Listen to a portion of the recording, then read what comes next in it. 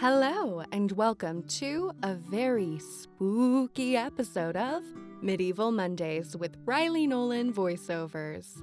Thank you so much for joining us for our very special, monstrous episode of Medieval Mondays as we begin part 1 of Monsters in the Medieval Period.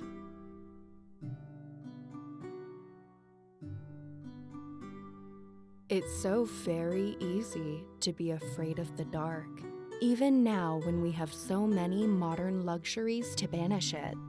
From something as small as the little green dot glowing on our phones as we sleep, to the light pollution filtering through the slats of our blinds.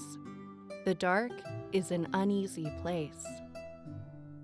Maybe we aren't exactly afraid of the dark, but what it might be hiding.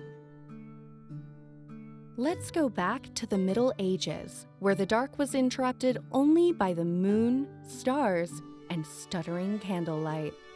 It's time we look into the flickering shadows and see what may have been there all along. We'll start our journey with an account from a 13th century physician, Arnauld of Villanova, as he recounted the nighttime afflictions of some of his patients. They know they cannot speak nor freely make a sound. They attempt to remove the perceived impediment, for they strive to rise up, call out, and speak. And because they cannot, they exert themselves, but find themselves constrained. They perceive the cause of the impediment, with their spirits bound in a light sleep, and because their imagination and estimative faculty have not yet been bound by that sleep, since it is light and has just begun, they observe in a shape preserved in the repository of the imagination, the shape of that thing which most closely signifies the cause of the impediment. Thus, since the chest and throat are prevented from expanding, they see through their imagination the shape of someone laying upon them and strangling them. The analysis of a medieval physician trying to explain what many believed to be a physical ailment makes sense. In a logical way, it's very succinct and well-reasoned, especially for the knowledge that they would have yet to possess thanks to modern medicine. However, there were many others who believed that something more sinister was at work in these events.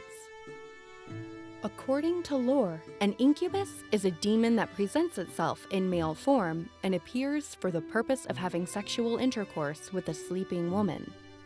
Its name, incubus, is the Latin word for nightmare, which is closely tied to the Latin word incubare, which means to lie upon, weigh upon, or brood.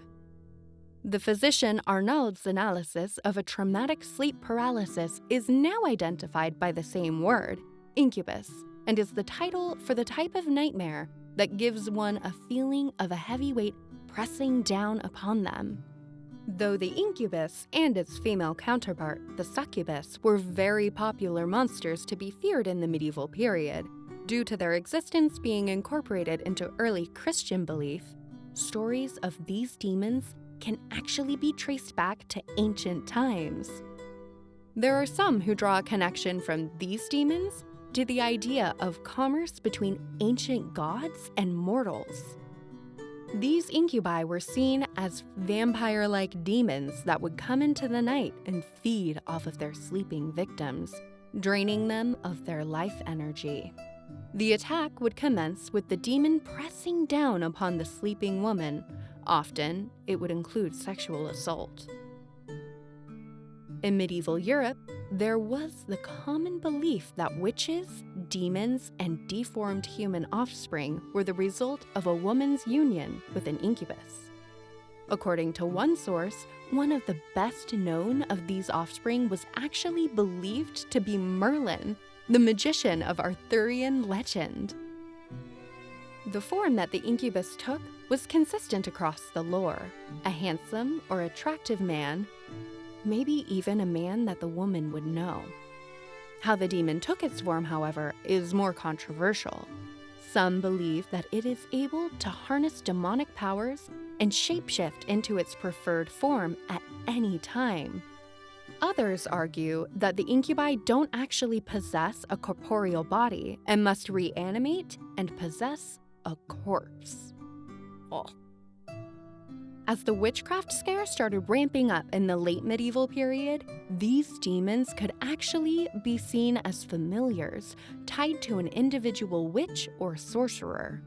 There were even cases of parents betrothing their children to these creatures. One account can be found in Jean Baudon's De Monnomet, produced in 1580, and it tells the story of Joie Herverier. At the age of 12, this young girl found herself betrothed to Beelzebub. Her mother, believing Beelzebub was an incubus, was said to have performed the marriage ceremony herself. She was later burned alive for the crime. It's time we turn to the female form of this demon, the succubus. Its name translates to spirit bride or lie under, and it conducted itself a little differently than its male counterpart. While the incubus was more aggressive in its attacks, the succubus was more likely to seduce the men she selected as her next victims. The succubus would present itself in the form of an impossibly beautiful woman, and then begin the hunt. While it seems that modern media has popularized the succubus as a proper monster, forgetting the incubus in most cases, medieval folklore actually says that there were 9 times as many incubi as their female counterparts. This makes stories of a mortal interacting with a succubus more scarce, though not completely non-existent. One tale recorded that a man went to bathe in a lake at night and heard what he thought was someone drowning. As he went to pull her from the water, the man found a woman of great beauty in his arms, and he was seduced. Later, he found himself in a darker situation than he originally expected. It's believed that a succubus, rather than simply draining the life force from their victims, would also drain their victims of all bodily fluids, water, blood, and semen. Another story follows a 12th century knight, Sir Stephen of Hoyland. He complained that for the last 30 years, he would suffer an attack in the night. He described a demon that would attempt to suffocate him in the dark. The attacks got to be severe enough that he insisted a squire or servant would actually sleep in his chambers so they could interrupt the attacks. According to the legend, it was after being failed by medieval medicine that Sir Stephen prayed to St. Thomas Becket and finally ended the torment. I have been Riley Nolan, and thank you for listening to this week's episode of Medieval Mondays.